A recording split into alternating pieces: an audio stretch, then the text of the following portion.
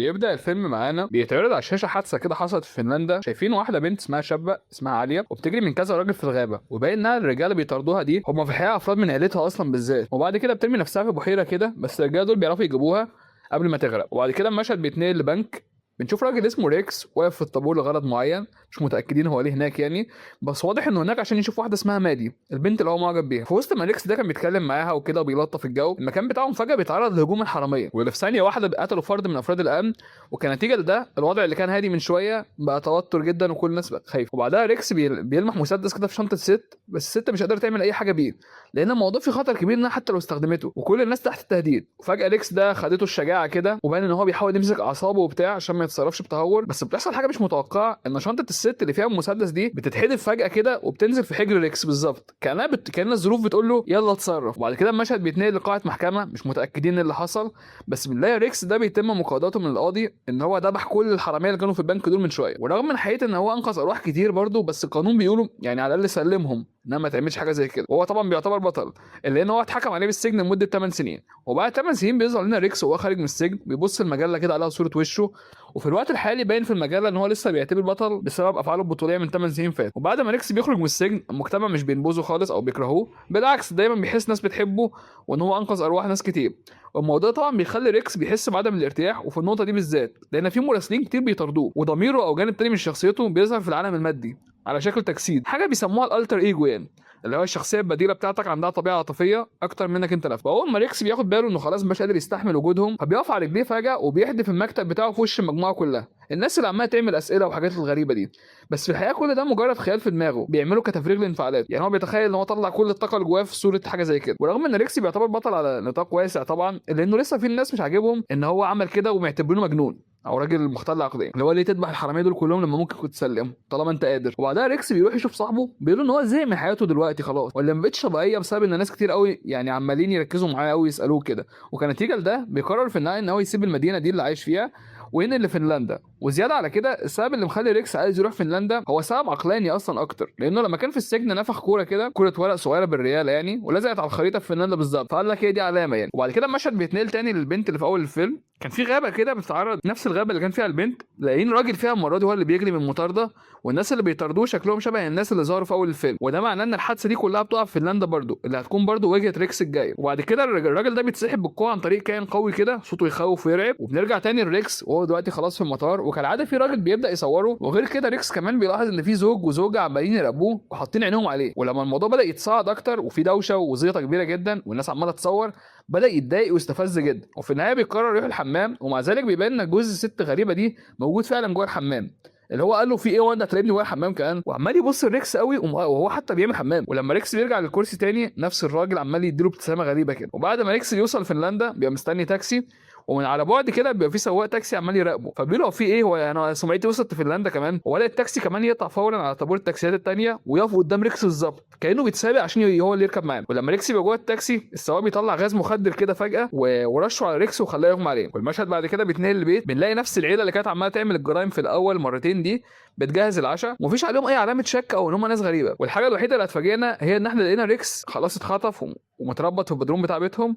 في اللحظه دي ايدين ريكس مربوطه وواحده من رجليه اتقطعت اصلا، وريكس لسه بيستوعب حالا بيحاول يصرخ بس في حد بيوقفه كده، وبيطلع ان الشخص ده هو ضمير ريكس اللي بيقول له بص اسكت خالص وتصرف الاول بعد كده صيح. وبعد كده بيخلي ريكس يفرغ كل انفعالاته عن طريق ان هو بيصرخ جوه نفسه على اللي حصل له. دي طريقته في التعامل يعني. وفي الحقيقه ضميره بيبان ان هو اذكى واعنف كتير جدا منه، والسبب بيلعب دور كبير جدا في حياته وموت ريكس. وهو كمان بيقدر يحلل المواقف لاي حادثه بتحصل لريكس، اللي هو الضمير بتاعه يعني اللي بيخليه ينتقم في الخيال. وبعد ما يخلص الملاحظه بتاعته ضميره بيستنتج ان الجناء او الناس اللي عملوا الحادثه دي هم الزوج والزوجه اللي كانوا في المطار. ولما ريكس بدا يعيط على الحاله بدا ضميره يقول له ايه فكر في طريقه تخرج منها اولى. وبسبب قوه الحبل اللي كان مربوط بايده ده ضميره بدا يبقى عنده خطه تانية، او خلينا نقول صوت عقله يعني. بدا يفهم نفسه ان هو لو الجري ظهر فجاه هو لازم يبين ان هو مغمى عليه. وغير كده بعد ما لاحظ وجود ناس كتير حواليه وبتاع وعجل وبتاع، الشخصيه البديله دايما بتحس ان هم عباره عن عيله مش مثلا واحد او اتنين بس.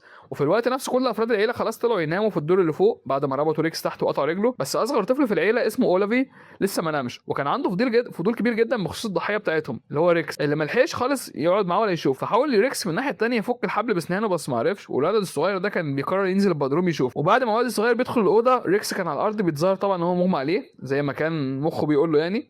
وريكس بعدها بيكتشف ان الشخص اللي دخل ده مجرد عيل صغير، فما ينفعش مثلا يضربه او كده، فعشان كده بتجيله خطه هو انه يخلي الطفل ده بمثابه وثيقه تامين عشان يخرج من المكان ده. يعني بيحاول يقنع الواد اوليفي ده ان هو يقرب منه قبل ما يلطشه في وشه برجله المقطوعه، وبعدها يثبته بايديه الاثنين ويتصرف. وبدا يعمل كده فعلا، واخته بدات تاخد بالها ان اخوه مش في السرير، فبتقرر تدور عليه في البدروم، ويبين ان البنت دي اسمها عاليه، وهي بنت الشاب على فكره اللي كانت بتحاول تهرب في اول الفيلم من كذا راجل. والكذا راجل دول كانوا عيلتها ان هم نفسهم خاطفين ريكس دلوقتي. الامور وضحت دلوقتي. وفي النقطه دي ريكس بيهدد ان هو هيقتل الواد ده لو عاليه حاولت تقتله، بس بما ان ريكس كان متوتر جدا اصلا وقلقان على سلامته، فالواد الصغير راح فلت من ايده كده بالغلط، وده بيخليه يخسر الضمان بتاعته او الرهينه يعني. ووسط ما كان اوليفي ده اغمى عليه خلاص في الاوضه، العيله بدات تجري بيه بسرعه على المستشفى، والام بعد كده بتضرب عاليه الاخت لانها افتكرت ان علي هي اللي اذت اخوها الصغير، ما تعرفش ان ريكس هو اللي عمل كده. وفي النقطه دي بنقدر نستنتج ان علي عندها طبيعه مختلفه عن عيلتها، وانها ممكن تبقى فرصه كبيره قوي لريكس ان هو يخرج، بما ان البنت اصلا هم بيكرهوها يعني. والفرصه دي بتزيد قوي فعلا لما عليا فجاه بتبتسم وتخيل نفسها متجوزه ريكس ده عشان تخلص من اهلها،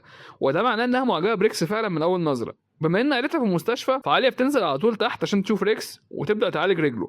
وعاليه بعد كده بتعبر عن مشاعرها لريكس وبتقول له انا عاليه وحاسه بمشاعر ناحيتك. وفي النقطه دي بتبدا تحكي حكايه القصه ازاي بدات عيلتها تخطف الناس ويخلوهم زي الاكل لاخوها الكبير من وقت ولاده اخوها الاول، وهو بيعاني من اضطراب بيخليه ياكل لحم البشر، وده سبب بحقيقه ان هو بدا يعض ابوه وهو لسه طفل رضيع.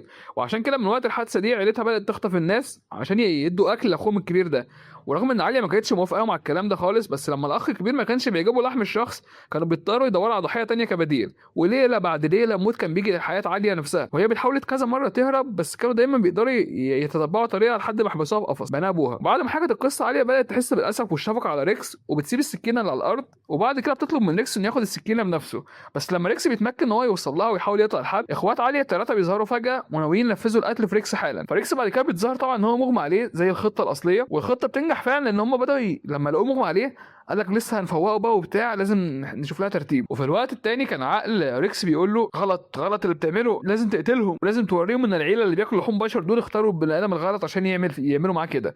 ولا انت ناسي اللي عملته في البنك؟ انت قتلت 8. وبعد كده بياخدوا بالهم من رجل ريكس اللي خلاص يعني اتلفت بالشاش، وبيروحوا فورا يدوروا على عاليه لان اكيد هي مش هتلف نفسها من نفسها، فاكيد البنت هي اللي عملت كده. بس عاليه بتبين انها مستخبيه في البدروم بتتطور تخرج من هناك، فبدا يرجعوا من هناك وياخدوها للدور الفوقاني. وبعد كده ريكس بيتحقن بسائل معين اللي بيخليه فجاه يضحك، وبيجي فلاش باك كده من 8 سنين في موقف البنك ده. اخيرا بنشوف قد ايه ريكس كان عنيف فعلا وسادي لما ذبح الحراميه هناك، وده بيبين ان هو فعلا صوت العقل بتاعه ده اللي بيقوله انت جامد وبتاع، ما مش اي كلام يعني. وحتى في الموقف ده لما ريكس كان مع حبيبته هناك وحاول ينقذها، الحرامي كان مرعوب منه بجد. وبعد ما البنت اتحررت، ريكس تحت تاثير الجلاله كده بدا يضرب الحرامي ده بالنار، والطلقه دي جت على الدولاب. وحاجه غريبه جدا ان موظف البنك اللي كان مستخبي ورا الدولاب وقتها مات، راجل بريء عادي. فده السبب اللي خلى ريكس يهيج جدا ويتعصب ويقتل الناس بالوحشيه دي. وكمان ده السبب ان هو يتحكم عليه 8 سنين بتهمه التضحيه بحياه ناس تانية لاشباع رغباته حسب القانون. وزياده على ده، بما ان عقوبه ريكس طويله جدا، مادي هو اللي انقذها وقررت تنهي علاقتهم لانها ما كانتش عايزه تضيع وقت في انتظاره لحد ما يخرج. وبعد كده بنرجع لريكس لما بيستعيد وعيه وخلاص بدا يفوق كده، بيلاحظ ان رجله اتقطعت فعلا من الشخص السايكو ده. وفي اللحظه دي بيقوم ريكس بيدي رجل للسايكو ده جامد قوي، بيخليه يجري بسرعه عشان يجيب بنج مخدر. وفي نفس الوقت ريكس بيحاول يقطع الحبل اللي ربطه بايده كده من السكينه اللي هو خدها من عليه. ولما الراجل بيرجع له، ريكس بسرعه بيغرز السكينه دي جوه ودانه حرفيا، ومن غير ما يضيع اي وقت دلوقتي بدا يدور على بعض الاسلحه عشان ياخد حقه بالنار الهاديه يعني. ولحسن الحظ بيلاقي بعض الادوات بتكون مفيده جدا ليه في المشهد الجاي. بدا يحاول باقصى جهد ان هو يوصل للدور الفوقاني، معتمد ان هو يضرب مضرب الجولف اللي ركبه في رجله.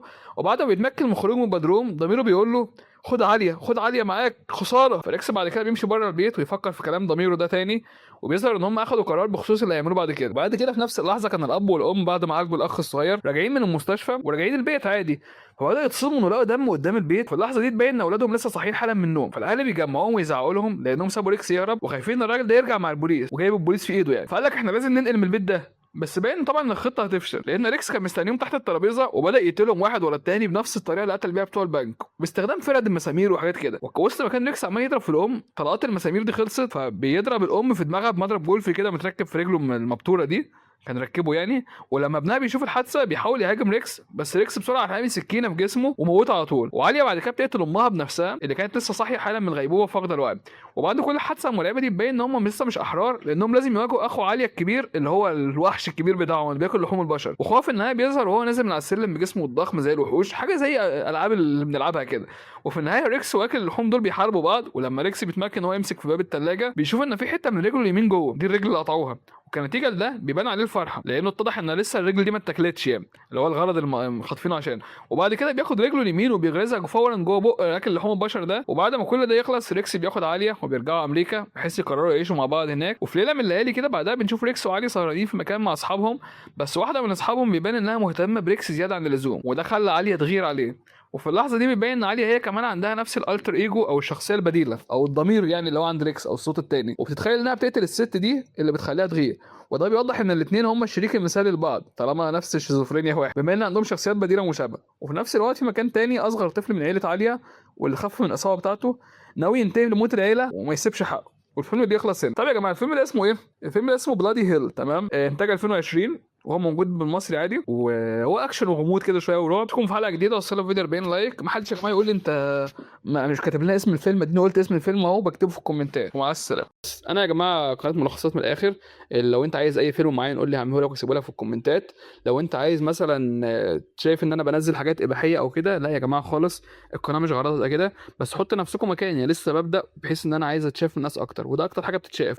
بلس انا ما طلبش مني فيديو وما عملتوش عشان تقول لي مثلا انت استسهلت وعملت اباحه. وحاجه تانية معانا يا جماعه، المواقع والحاجات بتاعت الاباحه الصرف بقت معرضين انكم تشوفوا في اي حته، حتى اطفالنا متعرضين ليها، فما تجيش على قناه انا عاملها. اصلا الافلام مش كل الاطفال يعرفوا يشوفوا ملخصات الافلام، لان مثلا لو فيلم فيه زومبيز، في واحد بيحبس بنته في اوضه، الحاجات دي مش طبيعي طفل يشوفها، فما تجوش تمسكوا في دي بالذات ان انا كده اللي بنشر الفساد. لا يعني اليوتيوب اصلا بتاع الاطفال ده بيعملوا حاجه اسمها يوتيوب كيدز، وفي تصنيف معين الالجوريثمز ما بتقترحش لكل الناس اللي هم عايزين، او الخوارزميات. تاني حاجه معانا يا جماعه، انا لا يعني عملت انواع كتير جدا عادي، بس انا لقيت ده بيتشاف اكتر لحد ما نحقق الربح. بعد شهر مثلا نبدا نشوف بقى الدنيا ايه عباره عن ايه، تمام؟ عامل ليكوا صاحب على الايفون عايز تكسب، وصل الفيديو 40 لايك واختار واحد من الكومنتات، ولو وصلنا 200 سبسكرايبر اختار واحد بالليل. واشتغلوا كده يا جماعه معايا في السبسكرايبرز والحاجات دي، لان انا لسه بشوف القناه يعني في فيديوهات بتتشاف قوي، فيديوهات لا، ولا فيديوهات اقترحت الاجانب وبتاع، فعلى قد ما نقدر عايزين نكمل القناه بشكل محترم يعني. اشوفكم في حلقه جديده، وصلوا الفيديو 40 لايك، ومع السلامه.